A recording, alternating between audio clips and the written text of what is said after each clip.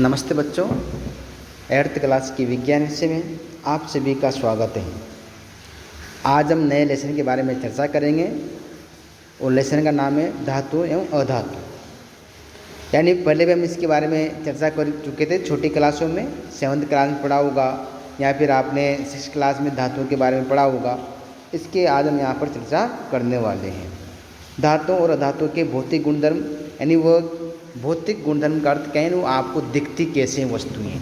तो जो एक प्रकार से धातुएं हैं वो किस प्रकार की हैं और अधातुएं किस प्रकार। तो हम यहाँ पर जो हैं केवल धातु और अधातुओं के भौतिक गुणधर्मों के बारे में बात करेंगे, चर्चा करेंगे। तो सबसे पहले हम बात करेंगे कठोरता। तो कठोरता के रूप में का अर्थ क्या है कि वह वस्तु कितनी मजबूत है। तो आपको यहाँ पर चित्र दिखाए गए हैं, 4 चित्र इसमें दे रखे हैं। एक तरफ धातु हैं और एक तरफ अधातु हैं। तो धातु में यहाँ पर 2 वस्तुएं दे रखी हैं, एक तांबा और एक लोहा है। दूसरे अधातु यहाँ पर दे रखे हैं। इस अधातु में भी सल्फर है और एक कार्बन है। तो ये कठोरता का अर्थ क्या है कि कोई भी वस्तु होती है उस वस्तु को पीट कर उनकी एक पतली चादर बना सकते हैं।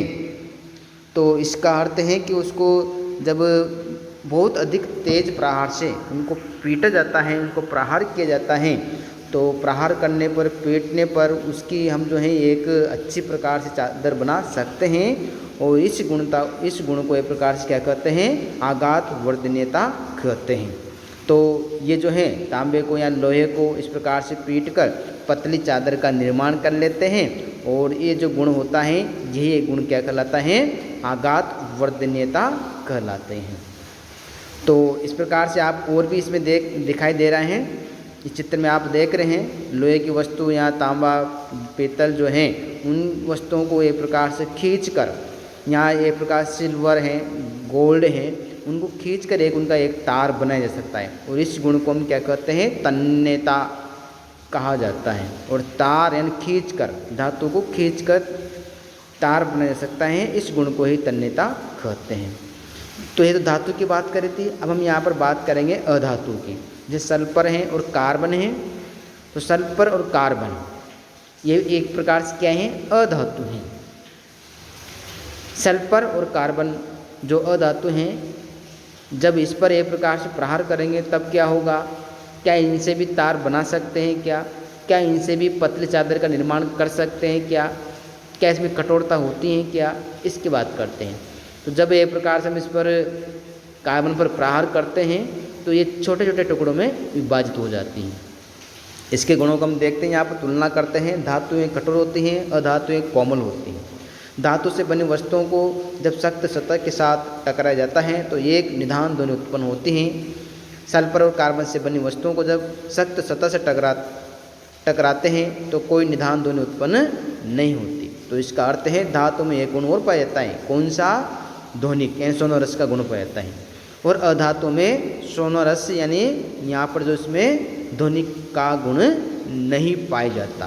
यानी धातु को पीटने पर एक तीव्र ध्वनि उत्पन्न होती है, उसे ध्वनिक या सोनोरस कहते हैं। और अधातु में पीटने पर, प्रहार करने पर कोई ध्वनि उत्पन्न नहीं होती है और इस गुण को ध्वनिक या सोनोरस कहा जाता है। तो धातु ध्वनिक होती हैं और अधातु क्या होती हैं, ध्वनिक नहीं होती हैं। तो यानी धातु में ध्वनिक का गुण होता है और इसमें नहीं होता है। जैसे आप देख रहे हैं एक प्रकार से जब आप मंदिर में जाते हैं तो वो घंटी जो बनी होती है एक प्रकार से, तो वह जब आप मंदिर में जाते हैं, बजाते हैं तो ध्वनि उत्पन्न करती है। नेक्स्ट हम यहाँ पर बात करते हैं विद्युत चालकता की। तो यहाँ पर जो है विद्युत चालकता के रूप में एक बल्ब दे रखा है, स्विच से इसको जोड़ रखा है और यहाँ पर कुछ वस्तु के साथ इनको जोड़ा गया है। तो जैसे आप इस चित्र के माध्यम से इस परिपथ को देख रहे होंगे, इस परिपथ में जो वायर लगा हुआ है तो ये भी एक प्रकार से क्या है, धातु है। ये धातु कौन सी हो सकती हैं, ये एक प्रकार से लोहा, तांबा, पीतल हो सकती हैं। इसमें यहाँ पर जो है 2 वायर आपस में जुड़े हुए नहीं हैं, इसके बीच में क्या करते हैं, लोहे का टुकड़ा रखते हैं। तो लोहे का टुकड़ा रखने पर जब इसमें स्विच ऑन करते हैं तो बल्ब एक प्रकार से जल जाता है, यानी यहाँ पर चालू प्रकाश उत्पन्न करता है। उसी प्रकार से यहाँ पर जो है हम देखते हैं दूसरे अधातु यहाँ पर रखते हैं पहले धातु रखी तब क्या रख रहे हैं, अधातु। इन दोनों वायर के मध्य, दोनों तार के मध्य, तो यहाँ पर जो है धातु सल्फर है, इसके मध्य रखते हैं, स्विच ऑन करते हैं तो बल्ब नहीं जलता है।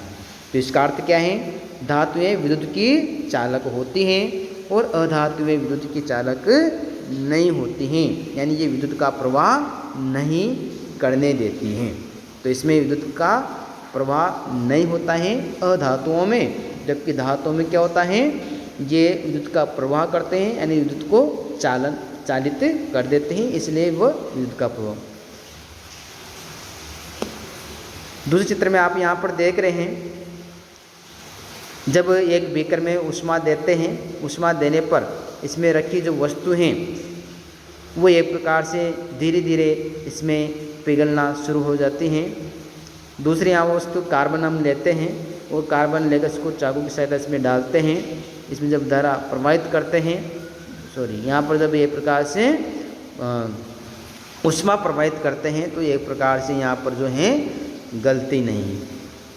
तो इसका अर्थ क्या हुआ, तो धातु अधातु में धातु ताप के सुचालक होते हैं, यानी जब धातु में ताप देते हैं तो ये एक प्रकार से सुचालू हो जाते हैं और अधातु सुचालक नहीं होते। सुचालक अर्थ क्या है, जैसे आप कार्बन है, इसको गर्म करेंगे तो एक हिस्सा गर्म करें दूसरा हिस्सा गर्म नहीं होता, जबकि धातु का होता है।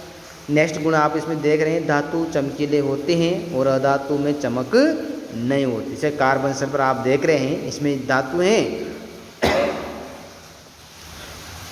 तो इस प्रकार से हमने यहाँ पर इसके बारे में अध्ययन किया था कि जो है, तो इस लेसन में बच्चों हमने यहाँ पर भौतिक गुणधर्मों के बारे में चर्चा करी थी।